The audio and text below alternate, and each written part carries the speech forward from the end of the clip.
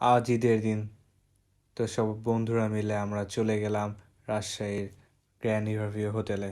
হোটেলটা ছিল basically 4 star hotel এবং জায়গাটা অনেক সুন্দর, তাই আমরা মিলে ডিসাইড করলাম এখানেই যাব। তো সবার ফার্স্টে আমরা লিফটে করে চলে যাই 9 তলায়। সেখানে ওদের আগে পুল এরিয়াটা ভিজিট করি, যেটা ছিল অনেক সুন্দর। তারপর এখানে একটা মজার ব্যাপার হলো, আমরা 4টা জুস অর্ডার দিই, যেটার প্রাইস আসছে 840 টাকা।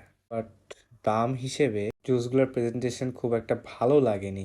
আর আমার হাতে যে জুসটা দেখতে পারতেছেন, এটার প্রাইস ছিল 350 টাকা, আর টেস্ট ছিল একদম জঘন্য।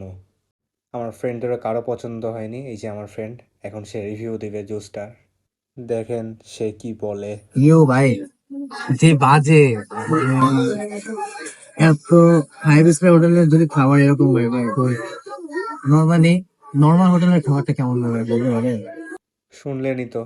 তারপরে মন খারাপ করে আমরা চলে যাই কাবাব স্টেশন নামে এক আউটডোর রেস্টুরেন্টে। সেখানে যাই আমরা জাস্ট একটা 30 টাকার চা অর্ডার করি, 4টা। বিশ্বাস করেন, ওই 30 টাকার চাটা খায় মনে হয়েছে টাকাটা উসুল। আমরা জাস্ট ওই 4 স্টার হোটেলে যে টাকাগুলো নষ্ট করছি। তো গাইজ, ভালো থাকবেন, দেখা হবে নেক্সট ভিডিওতে।